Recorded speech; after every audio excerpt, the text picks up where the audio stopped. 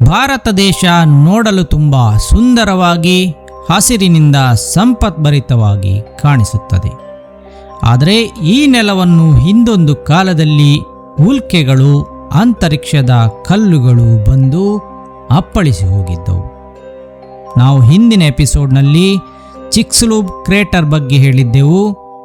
ಡೈನೋಸಾರ್ನ ಕಾಲಘಟ್ಟದಲ್ಲಿ ಕ್ಷುದ್ರ ಗ್ರಹವೊಂದು ಭೂಮಿಗೆ ಅಪ್ಪಳಿಸಿದ ಜಾಗದಲ್ಲಿ ಉಂಟಾದ ಬೃಹತ್ ಕುಳಿ ಅದಾಗಿತ್ತು. ಈ ರೀತಿಯಲ್ಲಿ ಬೃಹತ್ ಅಲ್ಲದಿದ್ದರೂ ಸಣ್ಣ ಗಾತ್ರದ ಕುಳಿಗಳು ಪ್ರಪಂಚದಲ್ಲಿ ಅಲ್ಲಲ್ಲಿ ಕಂಡುಬರುತ್ತವೆ. ಅಲ್ಲದೆ ಭಾರತವು ಇದಕ್ಕೆ ಹೊರತಲ್ಲ, ಇಲ್ಲಿಯೂ ಕೂಡ ಹಲವಾರು ಕುಳಿಗಳು ಕಂಡುಬರುತ್ತವೆ. ಅದರಲ್ಲಿ ಕೆಲವೊಂದು ಕುಳಿಗಳು ನಮ್ಮ ಗಮನವನ್ನು ಸೆಳೆಯುತ್ತವೆ. ಬಹುಶಃ ಈ ರೀತಿಯ ವಿದ್ಯಮಾನಗಳು ಭಾರತದಲ್ಲಿಯೂ ನಡೆದಿತ್ತು ಎಂಬುದನ್ನು ನೀವು ಕೇಳಿರಲಿಕ್ಕಿಲ್ಲ. ಹಾಗೆ ಭಾರತದಲ್ಲಿಯೂ ಅಂಥ ಕ್ರೇಟರ್ಗಳಿವೆ ಎಂಬುದನ್ನು ನೀವು ಕೇಳಿರಲಿಕ್ಕಿಲ್ಲ. ಇಂದಿನ ಎಪಿಸೋಡ್ನಲ್ಲಿ ನಾವು ನಿಮಗಾಗಿ ತಂದಿದ್ದೇವೆ ಭಾರತದಲ್ಲಿರುವ ಆ ರಹಸ್ಯಮಯ ಕ್ರೇಟರ್ಗಳು ಯಾವುವು, ಎಲ್ಲೆಲ್ಲಿವೆ ಮತ್ತು ಎಷ್ಟು ವರ್ಷ ಹಳೆಯವು ಎಂಬುದನ್ನು. ಬನ್ನಿ ಎಪಿಸೋಡ್ ಶುರು ಮಾಡೋಣ.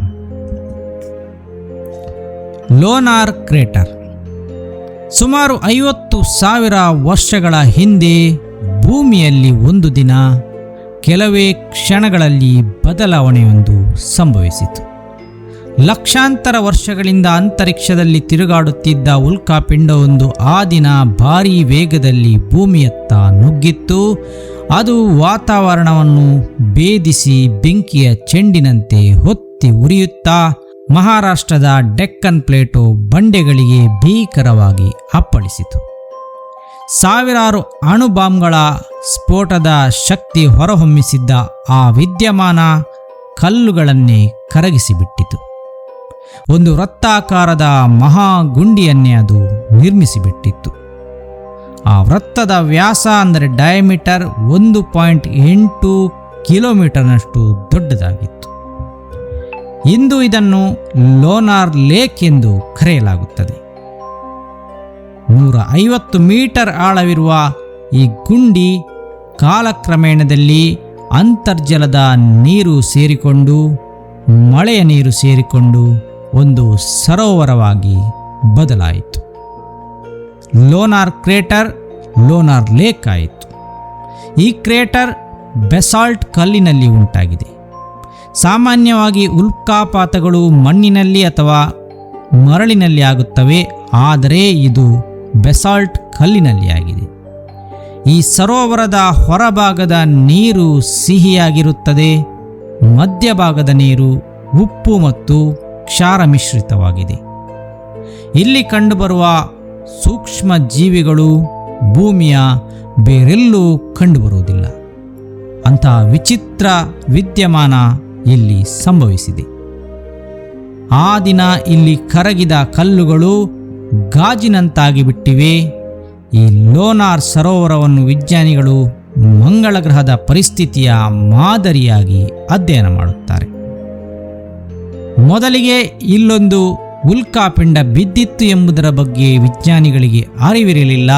ಆದರೆ ಇಲ್ಲಿನ ಸುತ್ತಮುತ್ತಲಿನ ಪರಿಸರವನ್ನು ಅಧ್ಯಯನ ಮಾಡಿದಾಗ, ಅಲ್ಲಿನ ಕಲ್ಲಿನ ರಚನೆಯನ್ನು ಅಧ್ಯಯನ ಮಾಡಿದಾಗ, ಹಾಗೆಯೇ ಆ ನೀರಿನಲ್ಲಿರುವ ಸೂಕ್ಷ್ಮಾಣು ಜೀವಿಗಳನ್ನು ಅಧ್ಯಯನ ಮಾಡಿದಾಗ ವಿಜ್ಞಾನಿಗಳಿಗೆ ಅದೊಂದು ಉಲ್ಕಾಪಿಂಡದ ರಚನೆ ಎಂಬುದು ಖಚಿತವಾಗುತ್ತದೆ. ಈ ಲೋನಾರ್ ಲೇಕ್ ಇಂದಿಗೂ ಒಂದು ಪ್ರವಾಸಿ ಸ್ಥಳವಾಗಿದೆ. ಹಾಗೆಯೇ ವಿಜ್ಞಾನಿಗಳಿಗೂ ಅಧ್ಯಯನ ಯೋಗ್ಯ ಸ್ಥಳವಾಗಿದೆ. ಇದರ ಬಗ್ಗೆ ಅಧ್ಯಯನಗಳು ಈಗಲೂ ಮುಂದುವರೆದಿದೆ. ಡಳಾ ಕ್ರೇಟರ್ ಭೂಮಿಗೆ ಆಕಾಶಕಾಯಗಳು ಬಡಿದಾಗ ಉಂಟಾಗುವ ಗುಂಡಿಗಳನ್ನು ಅದು ಭೂಮಿಯ ಗಾಯ ಎಂದು ನಾವು ಪರಿಗಣಿಸುವುದಾದರೆ, ಈ ಡಳಾ ಎಂಬ ಗ್ರಾಮದಲ್ಲಿ ಆಗಿರುವ ಗಾಯ ತುಂಬ ಹಳೆಯದು. ನಾವು ಭೂಮಿಯ ಗಾಯಗಳನ್ನು ಲಕ್ಷ ವರ್ಷಗಳಲ್ಲಿ ಆಳೆದರೆ ಕೆಲ ಗಾಯಗಳು ಕೋಟ್ಯಾಂತರ ವರ್ಷಗಳಷ್ಟು ಹಳೆಯದು. ಮಧ್ಯಪ್ರದೇಶದ ಬಂಡೆಗಳ ಮಧ್ಯೆ ಅಡಗಿರುವ ಈ ಡಳಾ ಕ್ರೇಟರ್ ಅಂತಹ ಒಂದು ಸ್ಥಳ. ಇದು ಒಂದು ಸಾಮಾನ್ಯ ಕ್ರೇಟರ್ ಅಲ್ಲ. ಇದು 2.5 ಬಿಲಿಯನ್ ವರ್ಷ ಹಳೆಯದು. ಭೂಮಿಯಲ್ಲಿ ಜೀವ ವಿಕಾಸ ಇನ್ನೂ ಪ್ರಾರಂಭಿಕ ಹಂತದಲ್ಲಿದ್ದ ಒಂದು ಮಹಾಕಾಯ ಉಲ್ಕಾಪಿಂಡ ಇಲ್ಲಿ ಬಂದು ಅಪ್ಪಳಿಸಿತ್ತು. ಆ ಸಮಯದಲ್ಲಿ ಭೂಮಿ ಇಂದಿನಂತೆ ಶಾಂತವಾಗಿರಲಿಲ್ಲ. ಜ್ವಾಲಾಮುಖಿಗಳು ಸಕ್ರಿಯವಾಗಿದ್ದವು, ವಾತಾವರಣ ವಿಭಿನ್ನವಾಗಿತ್ತು. ಅಂತಹ ಕಾಲದಲ್ಲಿ ಅಂತರಿಕ್ಷದಿಂದ ಬಂದ ಭಾರೀ ಕಲ್ಲು ಭೂಮಿಯನ್ನು ಹೊಡೆದಾಗ ಸ್ಫೋಟದ ಶಕ್ತಿ ಭೂಮಿಯ ಮೇಲ್ಮೈಯನ್ನೇ ಕರಗಿಸಿತು.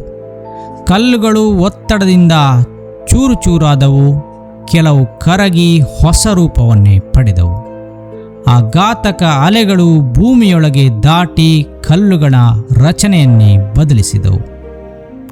ಹಾಗೆಂದು ಈ ಡಾಲಾ ಕ್ರೇಟರ್ ಇರುವ ಜಾಗದಲ್ಲಿ ವೃತ್ತಾಕಾರದ ಗುಂಡಿಯನ್ನು ಕಾಣಸಿಗುವುದಿಲ್ಲ.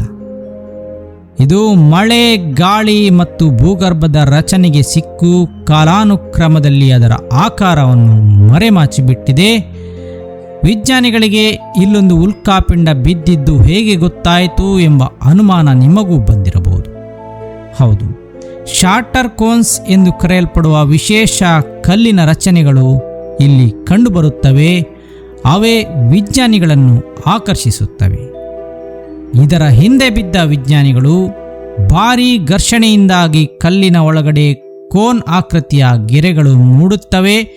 ಇವು ಯಾವುದೇ ಭೂಗರ್ಭ ರಚನೆಯ ವ್ಯತ್ಯಾಸದಿಂದ ಆಗಲು ಸಾಧ್ಯವಿರಲಿಲ್ಲ.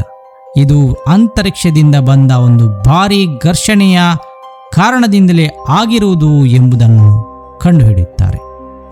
ಅಲ್ಲಿಗೆ ಇಲ್ಲೊಂದು ಬೃಹತ್ ಉಲ್ಕಾಪಿಂಡ ಬಂದು ಬಿದ್ದಿತ್ತು, ಇದೊಂದು ದೊಡ್ಡ ಕುಳಿ ಎಂಬುದು ಖಾತ್ರಿಯಾಗುತ್ತದೆ. 250 ಕೋಟಿ ವರ್ಷಗಳ ಹಿಂದೆ ಬಿದ್ದಿದ್ದ ಆ ಉಲ್ಕಾಪಿಂಡ ಮಧ್ಯಪ್ರದೇಶದ ಈ ಜಾಗದಲ್ಲಿ ದೊಡ್ಡ ಕುಳಿಯೊಂದನ್ನು ನಿರ್ಮಿಸಿತ್ತು. ಇಂದು ನಮಗೆ ಆ ಕುಳಿ ನೋಡಲು ಸಿಗುವುದಿಲ್ಲವಾದರೂ ಅಲ್ಲಿನ ಸಂರಚನೆಯನ್ನು ನೋಡಿದ ವಿಜ್ಞಾನಿಗಳು ತಮ್ಮ ಅಧ್ಯಯನದಿಂದ ಆ ಒಂದು ಘಟನೆ ನಡೆದಿತ್ತು ಎಂಬುದನ್ನು ಖಾತ್ರಿಪಡಿಸಿದ್ದಾರೆ. ಸ್ನೇಹಿತರೆ, ಭಾರತದ ನೆಲದಲ್ಲಿಯೂ ಇಂತಹ ಘಟನೆಗಳು ನಡೆದು ಹೋಗಿವೆ ಎಂಬುದಕ್ಕೆ ಮತ್ತೊಂದು ಉದಾಹರಣೆಯಾಗಿ ಡಾಲಾ ಕ್ರೇಟರ್ ನಮ್ಮ ಮುಂದಿದೆ. ರಾಜಸ್ಥಾನದ ರಾಮ್ಗಢ ಕ್ರೇಟರ್. ಸ್ನೇಹಿತರೆ, ಬೇರೆ ಕ್ರೇಟರ್ಗಳಂತೆ ರಾಜಸ್ಥಾನದ ರಾಮ್ಗಢದಲ್ಲಿ ಒಂದು ದೊಡ್ಡದಾದ ಗುಂಡಿ ಕಾಣುವುದಿಲ್ಲ. ಅಲ್ಲಿನ ಮರುಭೂಮಿಯನ್ನು ಮೇಲಿನಿಂದ ನೋಡಿದರೆ ಮರಳು ಮತ್ತು ಕಲ್ಲುಗಳ ನಡುವೆ ಒಂದು ವಿಚಿತ್ರ ವೃತ್ತಾಕಾರದ ರಚನೆ ಕಾಣಿಸುತ್ತದೆ. ಅದು ಪ್ರಕೃತಿಯ ಸಾಮಾನ್ಯ ರಚನೆಯಾಗಿರಲಿಲ್ಲ, ಭೂಮಿಯ ಮೇಲೆ ಆಕಾಶವೇ ಬರೆದ ಒಂದು ರಚನೆಯಾಗಿತ್ತು. ಅದುವೇ ರಾಮ್ಗಢ್ನ ಕ್ರೇಟರ್. ಈ ರಚನೆ ಸುಮಾರು 2.5 ಕಿಲೋಮೀಟರ್ ಅಗಲದ ವೃತ್ತಾಕಾರದ ಬೆಟ್ಟಗಳ ವಲಯವಾಗಿದೆ. ಭೂ ಸಂರಚನೆಯನ್ನು ಅಧ್ಯಯನ ಮಾಡುತ್ತಿದ್ದ ವಿಜ್ಞಾನಿಗಳು ಬಹಳ ವರ್ಷಗಳವರೆಗೆ ಇದನ್ನು ಜ್ವಾಲಾಮುಖಿಯ ಪರಿಣಾಮವೇ ಎಂದುಕೊಂಡಿದ್ದರು. ಆದರೆ ಅಧ್ಯಯನಗಳು ಮುಂದುವರೆದಂತೆ ಇಲ್ಲಿ ಕಂಡುಬರುವ ಶಿಲಾ ರಚನೆಗಳು, ಕಲ್ಲುಗಳ ಒತ್ತಡ ಬದಲಾವಣೆ ಮತ್ತು ಈ ವಲಯದ ರೂಪ ಇವೆಲ್ಲ ಅವರಿಗೆ ಒಂದು ಪ್ರಶ್ನೆಯನ್ನು ಎಬ್ಬಿಸಿದ್ದವು. ಇದು ಉಲ್ಕಾಪಾತದಿಂದ ಆಗಿರಲು ಸಾಧ್ಯವಿದೆ ಎಂಬುದು. ಹಾಗಾಗಿ ಅವರು ಅಧ್ಯಯನ ಮುಂದುವರಿಸುತ್ತಾ ಈ ರಾಮ್ಗಢ್ ಕ್ರೇಟರ್ನ ಬಗ್ಗೆ ಒಂದು ಕುತೂಹಲವನ್ನು ಇಟ್ಟುಕೊಂಡೇ ಸಾಗಿದ್ದರು. ಇತ್ತೀಚೆಗಿನ ಅಧ್ಯಯನದಲ್ಲಿ ಇದು ಖಾತ್ರಿಯಾಯಿತು. 50 ರಿಂದ 60 ಕೋಟಿ ವರ್ಷಗಳ ಹಿಂದೆ ಬಿದ್ದ ಉಲ್ಕಾಪಿಂಡವೊಂದು ರಚಿಸಿದ ರಚನೆ ಇದಾಗಿದೆ ಎಂದು. ಇಷ್ಟು ದೊಡ್ಡ ಕುಳಿಯನ್ನು ಆ ಒಂದು ಉಲ್ಕಾಪಿಂಡ ರಚಿಸಿಬಿಟ್ಟಿತ್ತು.